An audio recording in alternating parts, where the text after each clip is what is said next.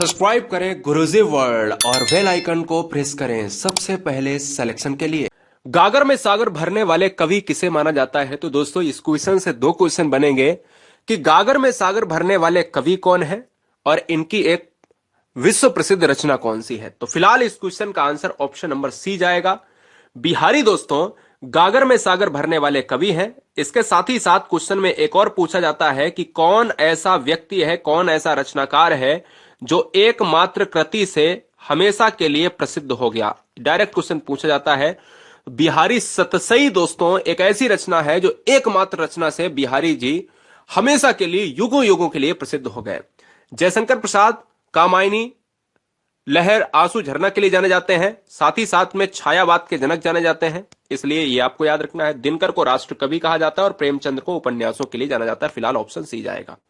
Question number next, जिस संज्ञाओं से यानी जिन संज्ञाओं से एक ही प्रकार की वस्तुओं अथवा व्यक्तियों का बोध होता है, तो बताइए दोस्तों वहां पर कौन सी संज्ञा होगी। एक बार गुरुजी वर्ल्ड एग्जाम स्टडी पर है तो यह उम्मीद कर लें कि आज स्कोर बहुत अच्छा खड़ा करना है। पढ़ते तो आप रोज हैं, आज स्कोर जबरदस्त खड़ा करना है। वीडियो अभी शुरू हुई है। जिस संख्या से एक ही प्रकार की यानी वर्ल्ड में जितनी भी चीजें हैं, अगर वो एक एक यूनिटी में देख लिया जाए, कैसे?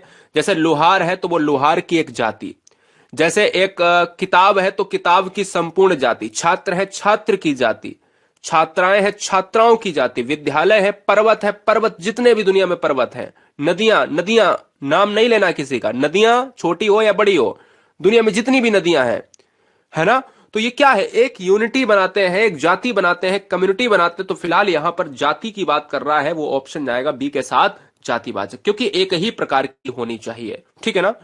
अगर उनमें से एक कोई नाम ले ले पर्टिकुलर, कि नदियों में से एक नाम ले लिया कि यमुना, तो तुरंत व्यक्तिवाचक। छात्र में से नाम ले लिया रमेश, तुरंत व्यक्तिवाचक, है ना। चलिए अगला क्वेश्चन नंबर है 3, लिंग से क्वेश्चन है, बहुत ध्यान से देखिएगा। कह रहा है कि नीचे दिए गए विकल्पों में से 4 विकल्प है, स्त्रीलिंग छांटना है। विद्यालय, अब इसका ट्रिक हमेशा ऑप्शंस में होता है। बोले सर कैसे? तो ट्रिक ऑप्शंस में क्या है कि आप याद रखिएगा कि 4 ऑप्शंस में देखें कि विद्यालय जाया जाता है तो तुरंत ये लड़के का साउंड है, पुल्लिंग हो जाएगा। तिल हमेशा खाए जाते हैं, तिल के लड्डू देखे होंगे आपने, पुल्लिंग हो जाएगा। सूची पत्र, ये भी पुल्लिंग है। क्यों? क्योंकि सूची दोस्तों स्त्रीलिंग हो जाएगा और सूची पत्र दोस्तों क्या हो जाता है? यह आपका पुल्लिंग हो जाता है। जब पत्र लग जाए तो पुल्लिंग, तो ये नहीं होंगे दोस्तों। आंसर किसके साथ जाएगा? ऑप्शन नंबर डी के साथ। नेक्स्ट, चैप्टर का नाम है रस। हर चैप्टर लिया है, आपके ऊपर निर्भर करेगा कि आज स्कोर कैसा खड़ा करेंगे आप। देखना यह होगा कि कितने आप वीर हैं हिंदी में और कितनी हमारी बहनें जो है वीरांगनाओं की बात होगी। क्वेश्चन नंबर 4, आधा पात बबूल का तामे तनिक पिसान। ध्यान दीजिएगा, कितना जबरदस्त क्वेश्चन है। इसमें तो साफ साफ बच्चे कह सकते हैं, क्या है? साफ साफ बच्चे कह सकते हैं कि ये तो डायरेक्ट दोस्तों हास्य रस की बात हो रही है। हास्य रस की बात हो रही है तो इसलिए हास्य रस हो जाएगा, कोई श्रृंगार ब्रंगार नहीं होता है। हास्य रस में क्या होता है कि काव्य में किसी की विचित्र वेशभूषा देखा जाए, चेष्टा देखी जाए, अगर वह कथन हंसी उत्पन्न करता है तो वो हास्य रस कहलाता है। मेरी बात समझ रहे ना? चलिए अगला क्वेश्चन आपके स्क्रीन पर है, क्वेश्चन नंबर 5। क्वेश्चन नंबर 5 कह रहा है मेरे लाल, बहुत बढ़िया, चलिए बहुत अच्छे। दाहिना शब्द का जाएगा, बहुत सुंदर, बहुत आसान है ये क्वेश्चन। दाहिना शब्द का जो तत्सम होता है वीरों, वो जाएगा दक्षिण के साथ चला जाएगा। किसके साथ? तत्सम पूछा है, और तत्सम दोस्तों वो होता है जो संस्कृत से उठाया गया शब्द हो। दक्षिण क्या हो जाएगा? इस क्वेश्चन का राइट आंसर हो जाएगा। नेक्स्ट क्या है? मैंने राधा के लिए कपड़े खरीदे, बिल्कुल खरीदे, मैंने नहीं खरीदे। ध्यान दीजिएगा, मैंने राधा के लिए कपड़े खरीदे। रेखांकित आधार पर बताइए कि निम्नलिखित में कौन सा कारक है, जरा लॉक किया जाए। यहां पर आपको बताना है कि कौन सा कारक होगा। तो छठे नंबर का जो आंसर होगा दोस्तों वो संप्रदान कारक हो जाएगा। क्यों हो जाएगा? क्योंकि इसमें विभक्ति का जो लोप हुआ है वो के लिए हुआ है। जहां पर विभक्ति के लिए होती है वहां पर संप्रदान, जहां पर विभक्ति देने के योग्य आती है वहां पर संप्रदान, और जहां पर विभक्ति दान के स्वरूप में आती है वहां पर संप्रदान। याद रखिएगा, इसलिए इस क्वेश्चन का आंसर डी हो जाएगा। क्वेश्चन नंबर 7 आपके महत्वपूर्ण चैप्टर साहित्य से क्वेश्चन है, ध्यान देने योग्य क्वेश्चन है कि तमस के रचनाकार कौन है। जवाब चाहिए आपसे, बहुत सुंदर, बहुत जबरदस्त। देखिएगा कि तमस के रचनाकार कौन है। यहां पर बच्चे कह रहे हैं कि सर कुछ बच्चों ने यहां पर लगाया है दिनकर साहब। क्या है? दिनकर साहब लगाया है, जो सरासर गलत है, जो सरासर गलत है। ठीक है, आपको मैं बता दूं, क्वेश्चन 2-3 तरीके से पूछ सकता है। एक क्वेश्चन ये पूछ सकता है कि झरोखे किसने लिखा है। झरोखे एक रचना है, वो किसने लिखा है। एक क्वेश्चन पूछ सकता है तमस किसने लिखा है। एक क्वेश्चन पूछ सकता है बसंती किसने लिखा है ना, बसंती, नाचना मत। ठीक है, बसंती किसने लिखा है। और एक आपने सुना होगा एक नाटक इन्होंने लिखा है कबीरा खड़ा बाजार में। तो फिलहाल इन तीनों को याद रखिएगा, ये भीष्म साहिनी की बात हो रही है, इसलिए ऑप्शन सी जाएगा भीष्म साहिनी के साथ। अगला क्वेश्चन, धनी का विलोम शब्द क्या होगा मेरे लाल। धनी का विलोम शब्द क्या होगा, जवाब दीजिएगा। देखिए, धनी का मतलब समझते हो, धनी का मतलब होता है जिसके पास बहुत ज्यादा धन है। लेकिन धनी का निर्धन होना चाहिए बच्चा। अब निर्धन तो है नहीं ऑप्शन में, तो इसलिए धनी का दरिद्र हो जाएगा, क्योंकि धनी का जो डायरेक्ट आंसर होता है वो निर्धन होता है। और निर्धन का मतलब होता है नी माने नहीं, धन माने धन। जहां पर धन ना हो वो निर्धन। और दरिद्रता भी हम देखते हैं भगवान कृष्ण के साथ मित्र जो होते हैं सुदामा, आपने खूब सुना होगा। फिलहाल ऑप्शन बी चला जाएगा। अगला 9 नंबर देखिए, कान के नीचे लटकता हुआ भाग। आप जिसमें जो है कान देखते हो ना, जिसमें हमारी बहनें बालियां पहनती, हमारी माताएं गृहिणियां जो बालियां पहनती हैं, वो दोस्तों वो क्या है, एक बहुत नर्म भाग होता है ना। कभी कभी चैन स्नैचिंग में, कभी कभी जो हमारी बहनें होती हैं वो चला करती हैं सड़क पर, उस चैन स्नैचिंग के चक्कर में लोग अपने फायदे के चक्कर में कुंडल खींच लिया करते हैं और वो पार्ट फट जाता है ना। तो मतलब वो एक इतना नरम भाग होता है, उसको कहा जाता है कर्णपाली कहा जाता है। आंसर किसके साथ जाएगा, ऑप्शन नंबर सी के साथ लॉक हो जाएगा। कर्णपाली वो पार्ट है कान का जो बहुत सॉफ्ट होता है, जो नीचे लटकता हुआ पार्ट होता है। अगला, चक्रधर शब्द में कौन सा समास होगा, बताइए दोस्तों, आंसर क्या होगा। स्वागत है, कैसे हैं आप सभी, कमेंट कीजिएगा मेरे लाल। चलिए बहुत बढ़िया, हर शेरनी कमेंट कीजिएगा, हर शेर कमेंट कीजिएगा, कैसे हैं आप सभी। रोज रात्रि 8 बजे के लिए सब्सक्राइब करें, अन्यथा ना करें, लेकिन ये वीडियो 8 बजे आपको रोज मिलती है। चक्रधर, चक्रधर का मतलब है, देखिए चक्रधर का मतलब है कि जो चक्र धारण करता है, जो चक्र धारण करता है वो चक्रधर की बात करता है, भगवान कृष्ण की बात कर रहा है। और अगर भगवान कृष्ण की बात कर रहा है वो बहुब्री समास की तरफ लॉक किया जा सकता है।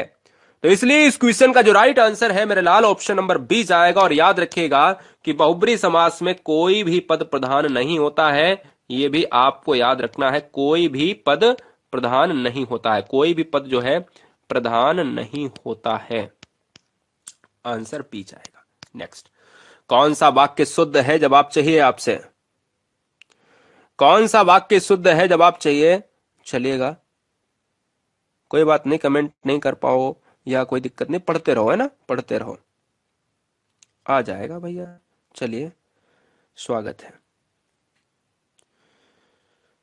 कौन सा वाक्य शुद्ध है, यह आंखों से देखी घटना है, यह आंखों देखी घटना है, यह आंखों द्वारा देखी गई घटना है। अरे आंखों से देखोगे, नाक से थोड़ी ना देखोगे, द्वारा की बात कहां से आ सकती है। यह आंखों द्वारा देखी सुनी, तो मैं ये कह सकता हूं कि यहां पर द्वारा द्वारा जो लिखा ये तो गलत हो जाएंगे सरासर। अभी आप बताओ इस क्वेश्चन का आंसर क्या हो सकता है। देखिए मेरे लाल, इस क्वेश्चन का आंसर गलती से ऑप्शन ए मत लगा देना। नीचे सी और डी ऑलरेडी कट चुके हैं, खत्म हो चुके हैं। यह आंखों देखी, आंखों से देखी, अरे से और द्वारा और के और में और पर लगाओगे तो अनुचित होगा। आंखों देखी घटना है, बात खत्म, आंसर बी हो जाएगा। नेक्स्ट, हमारा समाज उन्नति के पथ पर है, में कौन सा कारक है। हमारा समाज उन्नति के पथ पर है, बताइएगा कि इसमें कौन सा परसर्ग या कौन सा समास होगा। देखिएगा कि जब समास की बात होती है तो वो पथ पर है और जहां पर विभक्ति की बात आ जाए तो कॉन्सेप्ट ये कहता है कि अगर विभक्ति में देखा जाए तो वो में और पर होता है। क्या? में और पर होता है, वहां पर अधिकरण कारक देखा जाता है। इसलिए इस क्वेश्चन का जो आंसर है वो ऑप्शन नंबर सी को लॉक किया जाएगा। नेक्स्ट, 13 नंबर को बहुत ध्यान से करना है। 13 नंबर बहुत बार एग्जाम में पूछा गया है दोस्तों। कितने बच्चे इस क्वेश्चन को कर पाएंगे, जरा देखना होगा। जरा देखना होगा कि कितने इस क्वेश्चन को कर पाएंगे।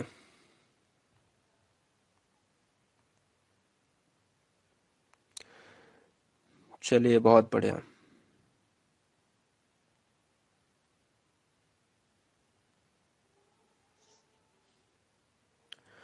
चलिए, समय समाप्त हो चुका है आपका। इस क्वेश्चन का जो राइट आंसर जाएगा उससे पहले मैं बता दूं आपको कि देखिए, अगर क्वेश्चन में पूछा जाता है कि रेणुका के अलावा रश्मि रथी पूछा जाता है, रश्मि रथी किसकी रचना है? अगर क्वेश्चन में यह पूछा जाता है क्या आपसे कि इनको भैया एक पुरस्कार भी मिला है उर्वशी के लिए, और अगर क्वेश्चन में यह पूछा जाता है कि परशुराम की प्रतिज्ञा, परशुराम की प्रतिज्ञा या प्रतीक्षा, ठीक है ना, तो आपको याद रखना है यहां पर जो आंसर जाने वाला है वो सभी रचनाओं का आंसर दिनकर साहब हो जाएंगे। इसलिए रेणुका भी इस क्वेश्चन में याद रख लीजिएगा, एक बार स्क्रीनशॉट ले लीजिएगा। रेणुका किसकी रचना है? दिनकर साहब की है। अगला क्वेश्चन, 14 नंबर। 4 विकल्पों में वर्ण का अर्थ कौन सा नहीं होगा, कौन सा सटीक अर्थ नहीं होगा, जरा जवाब चाहिए आपसे। देखिए, वर्ण का अर्थ नहीं होता है, अक्षर वर्ण ही होता है दोस्तों। रंग, बोले कौन से वर्ण का है, हमारे पूर्वज कहते थे, तो वो भी एक वर्ण है। बोले किस वर्ण का है वो, मतलब वो जाति की बात कर रहा है, वो क्षत्रिय है, ब्राह्मण है, शूद्र है दोस्तों। और इस क्वेश्चन का आंसर डी जाएगा, यही नहीं होता है, मुझसे नहीं पूछा गया है। अगला क्वेश्चन स्क्रीन पर है संज्ञा से दोस्तों, 15 नंबर। बताइएगा, जवाब चाहिए आपसे कि मीठा की भाववाचक संख्या। अब देखो, मीठा तो एक संज्ञा है, लेकिन मीठा जो है अगर देखा जाए भाववाचक संज्ञा क्या होगी? मीठा क्या, अच्छा मीठा क्या है, विशेषण है क्या? कमेंट कीजिए फटाफट। मीठा की भाववाचक संज्ञा क्या होगी? तो भाववाचक संज्ञा होगी मिठास दोस्तों। इसलिए आंसर बी जाएगा, मिठाई नहीं। मिठाई तो हम देख सकते हैं, मिठास हम केवल अनुभव कर सकते हैं। भाववाचक क्या कहता है? एब्स्ट्रैक्ट नाउन या भाववाचक संज्ञा वो संज्ञा होती है जिसमें यह कहा गया है साफ साफ कि ऐसी वस्तु, ऐसी चीज जो हमें आंखों से ना दिखाई दे, हम उसको केवल रियलाइज कर पाए दोस्तों। और अगर रियलाइज या अनुभव एक्सपीरियंस कर पाएंगे वो दोस्तों मिठास हो जाएगा। इसलिए ऑप्शन जाएगा बी के साथ। अगला क्वेश्चन है 16 नंबर। ये क्वेश्चन शायद मैं करा चुका हूं, इसको थोड़ा सा मैं हटा देता हूं, 17 करिएगा। बड़ा अच्छा क्वेश्चन है। देखिए, प्राण प्रिय किस समास का उदाहरण है? कमेंट किया जाए, प्राण प्रिय किस समास का उदाहरण है? देखिए, प्राण प्रिय में अगर आप प्रिय को ले लीजिएगा। अच्छा, प्रिय है, प्रिय के आगे क्या लगा हुआ है? प्रिय के आगे लगा हुआ है प्राण। प्रिय कैसे हैं, कौन प्राण कैसे हैं? प्रिय हैं। ध्यान दीजिए, प्राण कैसे हैं? बोले सर प्रिय। प्रिय क्या है? प्राण। अरे भैया, प्राण कैसे हैं? तो मैंने कहा प्रिय है। तो ये विशेषता किसकी है? ये प्रेण जो है प्राण की विशेषता है। और जहां पर विशेषता बताई जाए वहां पर कर्मधारय समास होता है। सी और डी एक ही हो गए हैं, माफी चाहेंगे। सी और डी अगर लगाया है तो कोई बात नहीं है, एक ही ऑप्शन है, टाइपिंग मिस्टेक हुई है, कोई बात नहीं। 18 नंबर में एक कॉन्सेप्ट आपको समझाते हैं, ध्यान दीजिएगा। कह रहा है अत्याचार में कौन सी संधि है? कॉन्सेप्ट मैंने आपको ऑलरेडी बताया हुआ है, लेकिन एक बार फिर से कॉन्सेप्ट नए बच्चे समझ लें कि दुनिया का कोई भी ऐसा शब्द है अगर वो अंतस्थ व्यंजन से होकर गुजरता है, या, रा, ला और वा, 4 वर्ण है।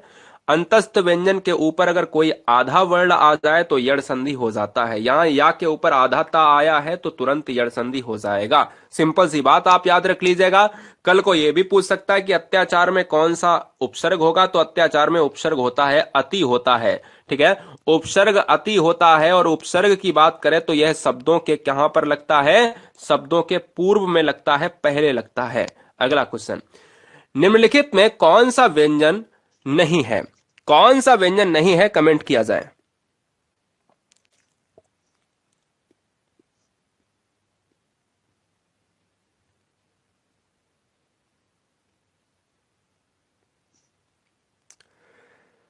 कौन सा दोस्तों व्यंजन नहीं होगा? तो मैं ये कहूंगा कि व्यंजन की संख्या कितनी है? बोले सर 4 है। मैंने कहा 4 है तो बताओ ना कौन सी है? तो छा है, त्रा है, ज्ञा है और स्रा है ना? यही तो है 4 मेरे हिसाब से। तो ये बीच में अंतस्थ व्यंजन या क्या कर रहा है? इसीलिए इस क्वेश्चन का जो आंसर है वो ऑप्शन नंबर ए लॉक हो जाएगा, क्योंकि यही नहीं है। अगला, निम्नलिखित में कौन मूर्धन्य ध्वनि नहीं है? बताइएगा। जवाब चाहिए आपसे दोस्तों कि मूर्धन्य ध्वनि। अच्छा, मूर्धन्य ध्वनि कितनी है? मैंने कहा बहुत सारी हो सकती हैं, लेकिन हम 5 को देखते हैं। हमने कहा कि टा वर्ग मूर्धन्य से जुड़ा हुआ है। बोले सर टा है। टा के अलावा दोस्तों टा हो सकता है, ठा हो सकता है, ठा हो सकता है क्या? बताइए। डा हो सकता है क्या? ढा हो सकता है क्या? बताइए दोस्तों। तो हम ये कह सकते हैं कि इस क्वेश्चन में जो बच्चे थोड़ा सा कंफ्यूज हैं, क्या है? जो बच्चे थोड़ा सा कंफ्यूज हैं, तो मैं बताऊं कि भाई मूर्धा से लगने वाले मूर्धन्य कहलाते हैं, तालु से लगने वाले तालव्य कहलाते हैं। और इस क्वेश्चन में जो आंसर जाएगा वो ऑप्शन नंबर सी बच्चे कह रहे हैं। तो भैया सी मारना चाहिए क्या? बताइए। ठीक है, आवाज, 1 मिनट में आवाज चेक कर लेता हूं। ठीक है,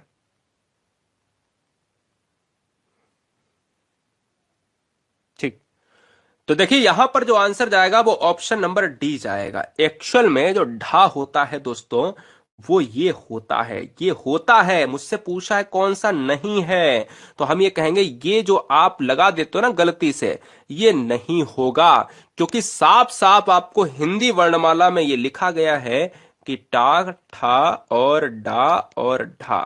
इस तरीके से आप देखते हो, जिसमें आपका अड़ा भी शामिल है। आंसर किसके साथ जाएगा? ये जाएगा। और जैसे ही ये गलत कर दिया, ये गलत हो जाता है तुरंत। यहां पर ये होना चाहिए। क्या होना चाहिए? ये होना चाहिए। आपको याद रखना है, ऑप्शन डी जाएगा। नेक्स्ट,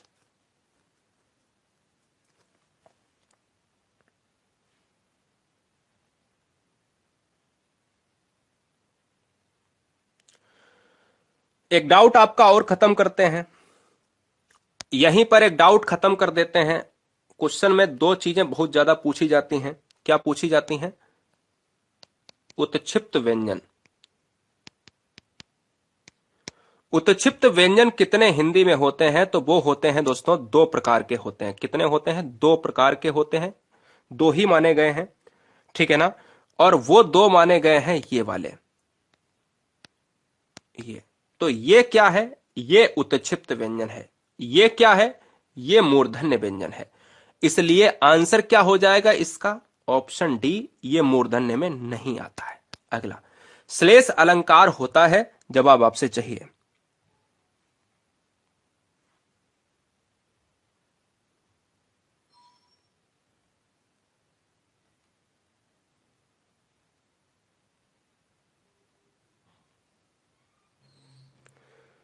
ठीक है, चलिए।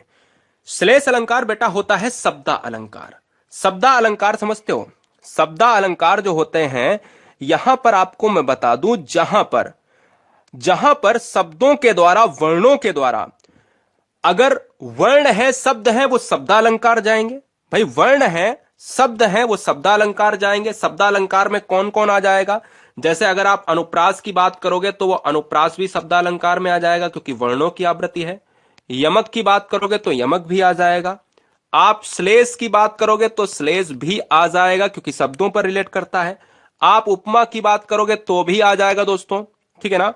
और आप रूपक की बात करोगे तो भी आ जाएगा, और आप उत्प्रेक्षा की बात करोगे तो भी आ जाएगा, और आप मानवीकरण की बात करोगे तो भी आ जाएगा। मेरी बात समझ रहे ना?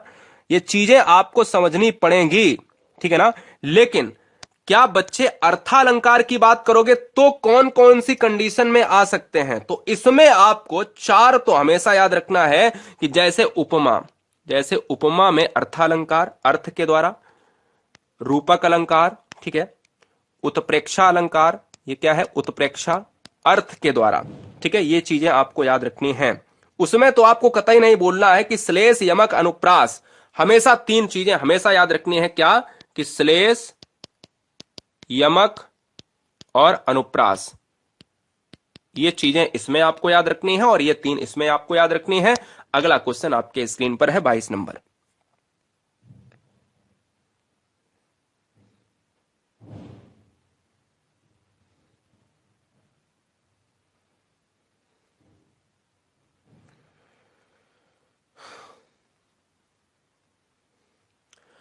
हिंदी का कौन सा प्रेमाख्यानक कवि है जो एक आंख का काना था? वो था जायसी। मलिक मोहम्मद जायसी की बात करते हैं तो वहां पर पद्मावत एक रचना लिखी है, एक अखरावट रचना लिखी है दोस्तों, एक अखरावट रचना लिखी है, पद्मावत, अखरावट और आखिरी आखिरी कलाम एक रचना लिखी है दोस्तों। ये भी आपको याद रखना है, आखिरी कलाम भी एक रचना लिखी है। नेक्स्ट, निम्नलिखित में कौन सा शब्द संज्ञा है? संज्ञा शब्द आपको बताएं, जरा जवाब दीजिएगा। धन्यवाद, स्वागत है आप सभी का। अच्छा, ऑप्शन उल्टा है, हो सकता है ऑप्शन उल्टा हो, कोई बात नहीं, बहुत प्यार मिलता है आपसे, कोई बात नहीं, लेट हो गया है। सर मेरे हस्बैंड आपके बहुत बड़े फैन हैं, मैं भी आप सभी का बहुत बड़ा फैन हूं। आपकी भी आवाज बहुत अच्छी है, क्या बात है। आप अपने आप को आप सबसे बेहतर है, ठीक है ना, अपने आप को कमतर मत समझो। निम्नलिखित में संज्ञा शब्द है दोस्तों, जो संज्ञा शब्द का मतलब है कि यहां पर गंगा हो जाएगा, और गंगा किस तरीके का संज्ञा स्वरूप है? वो जाता है व्यक्तिवाचक में। पुराना एक विशेषता बताता है, नीला भी विशेषता और मोटा भी विशेषता है, तो ये विशेषण है। भोजपुरी बोली की उत्पत्ति कहां से हुई है?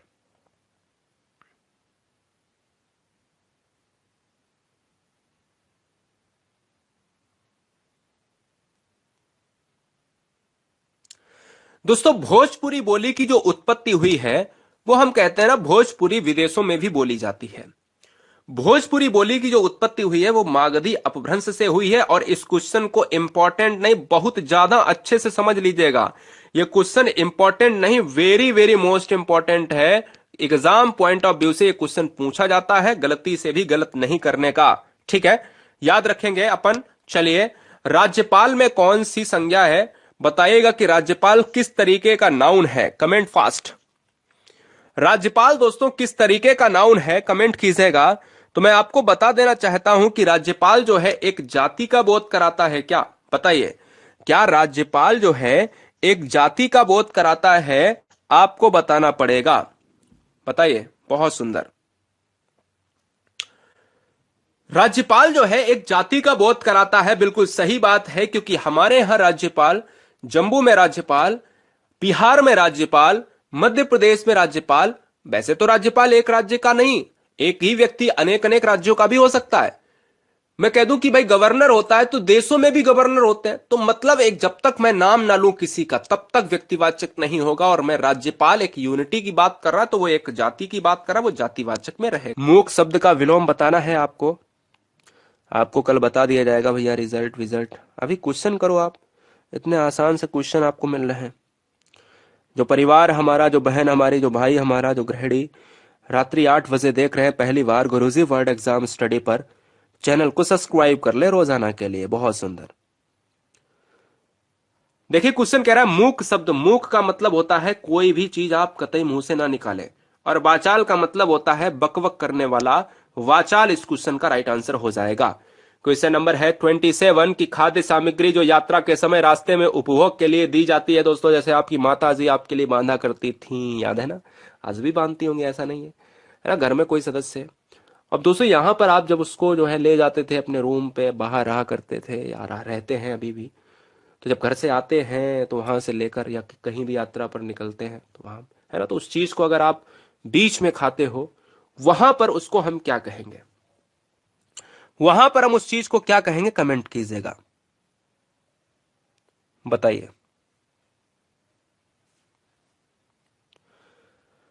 तो 27 नंबर का जो आंसर है वो हो जाएगा पाथे के साथ, इसलिए ऑप्शन जाएगा भैया सी के साथ। अगला क्वेश्चन, निम्नलिखित में ओष्ठ ध्वनि बतानी है कि ओष्ठ से रिलेट करने वाली ध्वनि कौन सी है, कमेंट करना है आपको।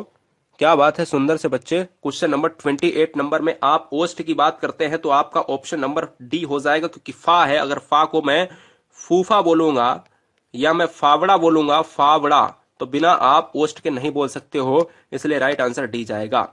यदि मैं परिश्रम करता तो सफल हो जाता, और ये आपके अंदर बात नहीं होनी चाहिए। रिजल्ट खराब होता है तो मैं ये सोचता हूं, आप सभी सोचते हो कि अगर परिश्रम कर लिया होता तो रिजल्ट अच्छा होता, लेकिन रिजल्ट के पहले दोस्तों कर लेंगे अपन परिश्रम। ठीक है ना, सोचने की नौबत नहीं। तो बताइएगा यहां पर ट्रिक मैं आपको बता देता हूं। कोई भी आपको ट्रिक ये फेल नहीं कर सकता कि दुनिया में कोई भी ऐसे वाक्य जो दो पेयर से जुड़े हों, यदि से या तो से। यदि मैं समय से पहुंच जाता तो ट्रेन नहीं छूटती, यदि वर्षा हो जाती तो फसल नहीं सूखती। जब कोई भी वाक्य दूसरे एक दूसरे पर आश्रित होते कि अगर ये हो जाता तो ऐसा हो जाता, अगर मैं पहुंच जाता तो उसकी मार नहीं पड़ती, अगर मैं खाना खा लेता, अगर मैं खाना नहीं खाता तो मेरा पेट दर्द नहीं होता। मेरी बात समझ रहे हैं? अगर इस तरीके के वर्ड हैं तो हम ये कह सकते हैं मिश्र वाक्य के अंतर्गत जाएंगे, ऑप्शन नंबर सी के साथ। अगला क्वेश्चन भैया बता दिया है, एमपी टेट के लिए मैराथन मिल जाएंगी आपको, सारी चीजें आपके एग्जाम पॉइंट ऑफ व्यू से क्लियर हो जाएंगी, टेंशन लेने की आवश्यकता है ही नहीं, है ना। चलिए क्वेश्चन नंबर नेक्स्ट। निम्नलिखित में वाक्य के शुद्ध रूप का चयन कीजिए। मैं गाने की कसरत करता हूं, मैं गाने का अभ्यास करता हूं, मैं गाने का शौक कर रहा हूं और मैं गाने का व्यायाम कर रहा हूं। बताइए क्या आंसर होगा, बताइए आंसर क्या होगा जवाब दीजिएगा। तो मैं ये कह सकता हूं कि कसरत करना गाने में कौन सी बात है, व्यायाम करने का कौन सा है, शौक करने का कोई मतलब नहीं, मैं गाने का अभ्यास कर सकता हूं। मैं कह सकता हूं कि इस क्वेश्चन का आंसर ऑप्शन नंबर बी चला जाएगा, है ना। बी जा सकता है, बिल्कुल आंसर सही है, आंसर बी हो जाएगा। अगला 31 नंबर, लास्ट के 20 क्वेश्चन आपके स्क्रीन पर जो बच्चे अभी आए हैं, 20 में 10 क्वेश्चन सही करने की कोशिश करिएगा, सभी बच्चों से निवेदन है।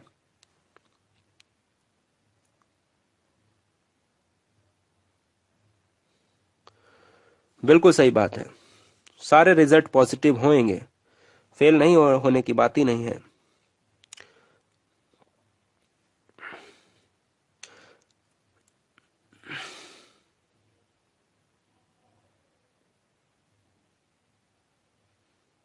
क्वेश्चन नंबर बेटे यहां पर देखिएगा बच्चे, यहां 31 नंबर कह रहा कि हमारा समाज उन्नति के पथ में है। इस वाक्य में किस प्रकार की अशुद्धि है, इस वाक्य में कारक की अशुद्धि है कि पथ में नहीं होता है कि पथ पर है, और में और पर किस पर आता है, ये कारक में आता है, और कौन से कारक में आता है। तो दोस्तों ये आपको पता ही होगा कि अधिकरण कारक का एक रूप है, और अगर अधिकरण कारक का रूप है तो ऑप्शन सी जाएगा। अगला क्वेश्चन, आधुनिक हिंदी साहित्य की पहली आत्मकथा के लेखक कौन माने जाते हैं। आधुनिक हिंदी साहित्य की पहली आत्मकथा के लेखक कौन माने जाते हैं, कमेंट कीजिएगा।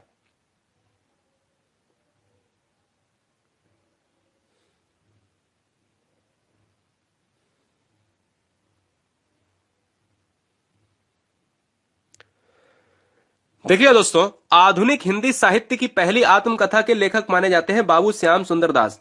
अच्छा मैं आपसे एक छोटा सा क्वेश्चन पूछता हूं, मैंने कई बार जिक्र भी किया है, मैं बताऊंगा भी, लेकिन मैं क्वेश्चन कुछ देर के लिए होल्ड करता हूं और मैं पूछता हूं आपसे कि अगर बाबू श्याम सुंदर दास हैं तो ये बताओ कि पहली आत्मकथा थी कौन सी। जरा कमेंट करके मुझे बताइए, तब तक मैं दूसरा क्वेश्चन लेता हूं, 33 नंबर।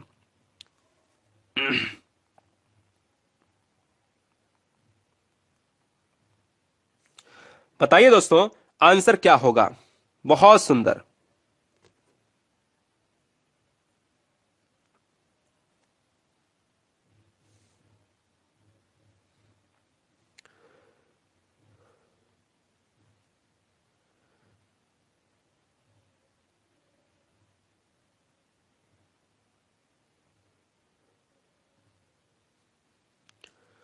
साये में धूप के रचनाकार हैं, साये में धूप के रचनाकार दुष्यंत कुमार हैं, ऑप्शन जाएगा डी के साथ। अगला क्वेश्चन आपके स्क्रीन पर है, मजदूर मेहनत करता है, क्या है, मजदूर मेहनत करता है, थोड़ा सा गलत लिखा है, दा पे मात्रा होनी चाहिए, मजदूर मेहनत करता है किंतु उसके लाभ से वंचित रहता है। ट्रिक नोट कर लीजिएगा।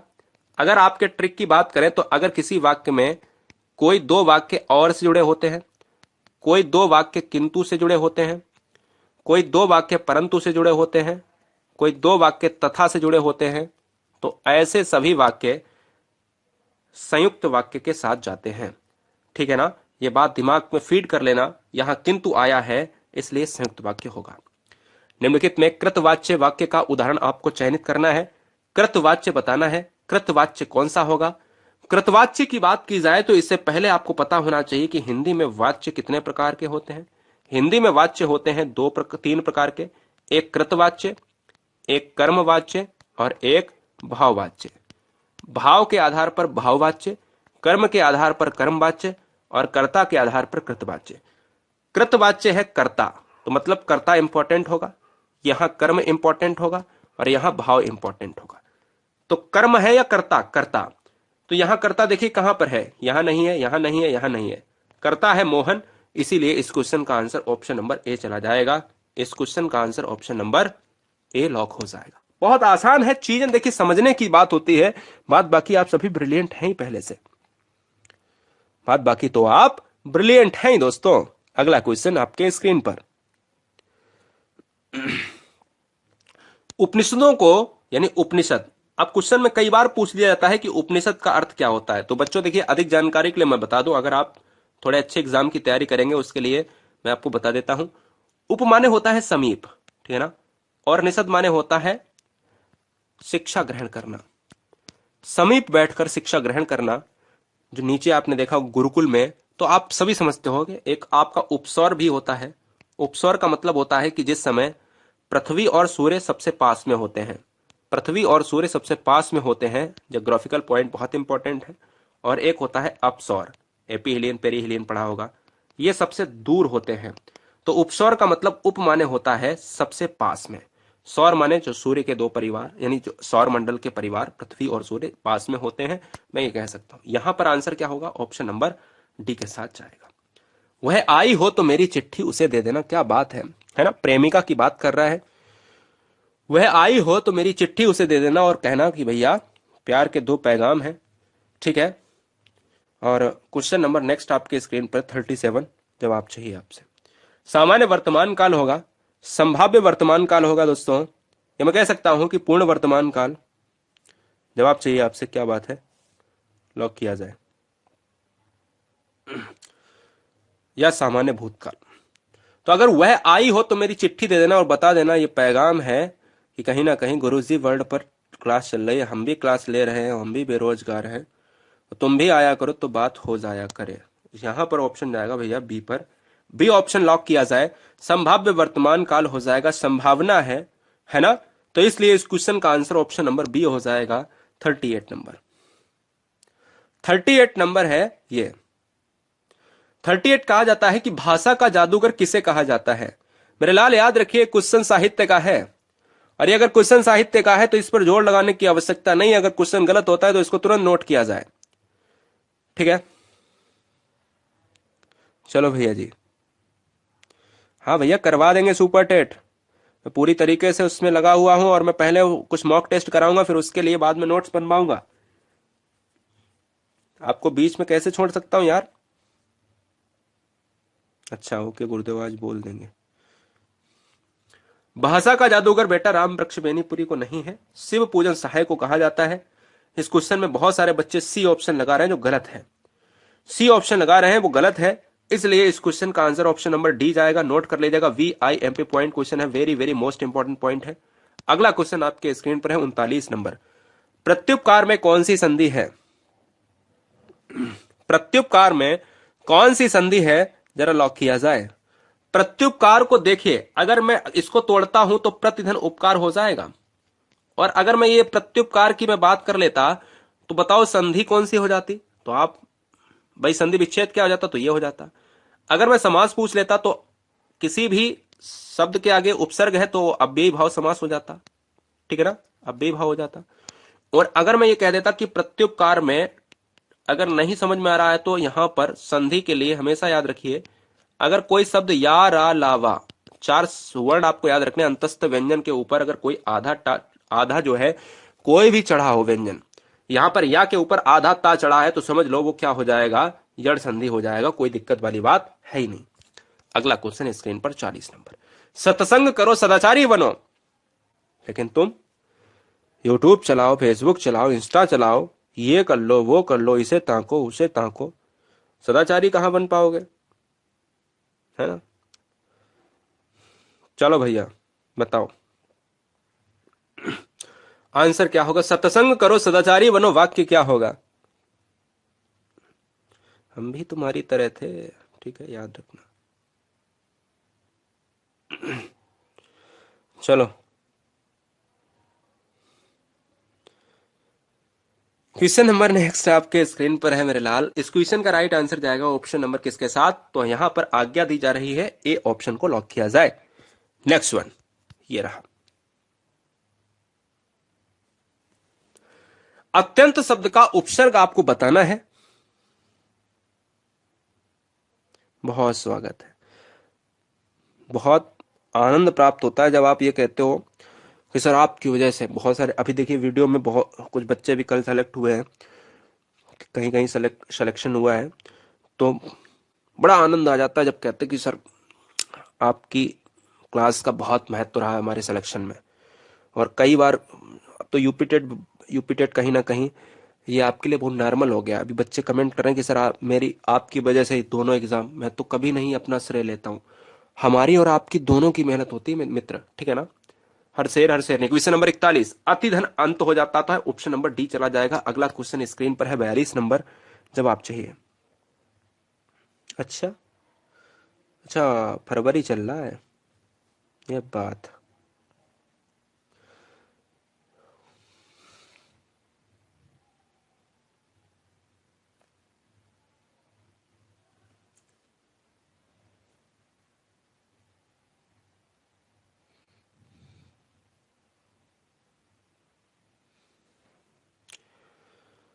जो अपने काम की जिम्मेदारी संभालता है, ये क्वेश्चन बहुत ज्यादा इंपॉर्टेंट है, क्योंकि इस क्वेश्चन के आंसर आप नहीं दे सकते हो अधिकतर बच्चे, लेकिन 10% बच्चे मुझे इस क्वेश्चन का जवाब सही भी दे रहे हैं, जिसका answer option number D.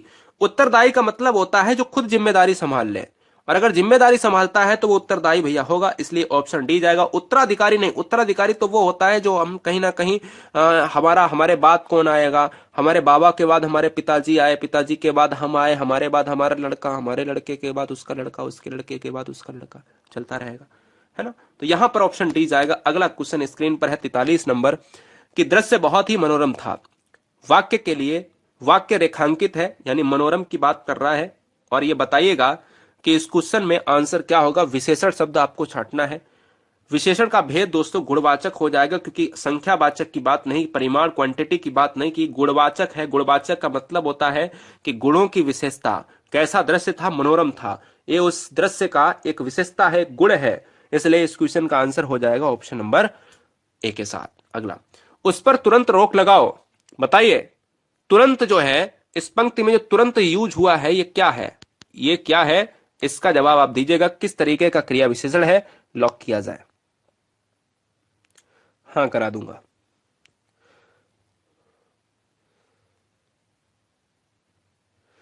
Hindi में 30 में 30 हो, पूरे नंबर आए, क्या बात है। यही चाहिए यार, मतलब बिल्कुल ये वाली तैयारी चाहिए कि पूरे में पूरे नंबर, समझौता नहीं। आने वाले एग्जाम में जब बैठोगे आप और हिंदी का आप रिजल्ट चेक करोगे तो आपको पता चलेगा कि हिंदी आपकी किस लेवल की है। तुरंत का मतलब है कि भाई आज, कल, परसों, तुरंत, अभी, ये क्या है, ये टाइम है। और अगर टाइम है तो ऑप्शन ए लॉक किया जाएगा, अगर टाइम है तो ऑप्शन नंबर कालवाचक जाएगा। अगला क्वेश्चन 45 नंबर, ये क्वेश्चन एग्जाम में आया, बहुत से बच्चों ने गलत कर दिया। अभी हाल ही में पूछा गया, किन किन बच्चों को पता है?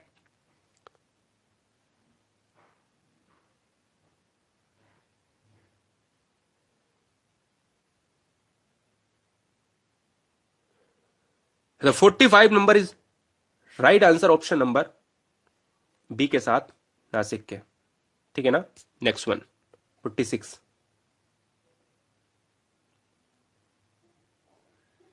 अनेगार्थी शब्द में मूक के गलत विकल्प का चयन कीजिएगा।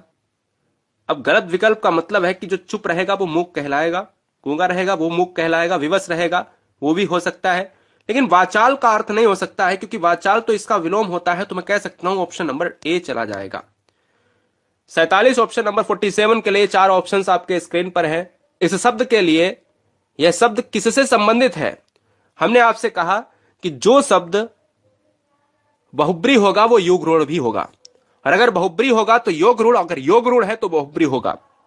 इसलिए पंकज की अगर मैं बात करता हूं कि जो कीचड़ में उगता है, वो पंकज की बात कर रहा है दोस्तों, कमल की बात कर रहा है। सरोज, पंकज, नीरज, धीरज, तोयज, वारिज, सारे कमल होते हैं। और अगर कोई दूसरा पद प्रधान होता है, बहुब्री होता है, और अगर बहुब्री होता है तो योग रूढ़ होगा। अगला, अगला क्या कह रहा है मेरे लाल कि वह घर से बाहर गया। इस वाक्य में कौन सा कारक होगा? वह घर से बाहर गया, इस वाक्य में आपको बताना है कि कौन सा कारक होगा। तो मैं तो आपसे ये कहूंगा कि अगर बाहर गया है, कि अगर कोई ए बंदा है और वो अगर बाहर चला जाता है, आउट होम जाता है, तो वो अपादान कारक होगा, क्योंकि वह सेपरेशन के शिकार की बात कर रहा है, अलगाव की बात कर रहा है। अगर अलग हो रहा है तो वो ऑप्शन नंबर डी जाएगा। कौन सा शब्द स्त्रीलिंग है दोस्तों? तो मैं कहूंगा सहारा एक पुल्लिंग है, सहारा दिया जाता है। सूची स्त्रीलिंग है, सूची पत्र पुल्लिंग होता है, ठीक है। सियार भी पुल्लिंग होता है, लेकिन परिषद जो है इस क्वेश्चन का आंसर जाएगा स्त्रीलिंग के साथ। और 50 नंबर स्क्रीन पर ये रहा जवाब चाहिए। समानार्थी शब्द का चयन कीजिएगा कि नियति का अर्थ क्या होता है, कमेंट बॉक्स में लॉक किया जाए। कमेंट बॉक्स में लॉक किया जाए कि समानार्थी शब्द नियति का अर्थ क्या होता है। नियति का अर्थ कितने बच्चे इस क्वेश्चन का जवाब देंगे, ये देखना होगा। क्या इस क्वेश्चन को आप लॉक कर पाओगे? 99% बच्चे फेल होंगे इस क्वेश्चन में। चलिए बताइए। स्वागत है।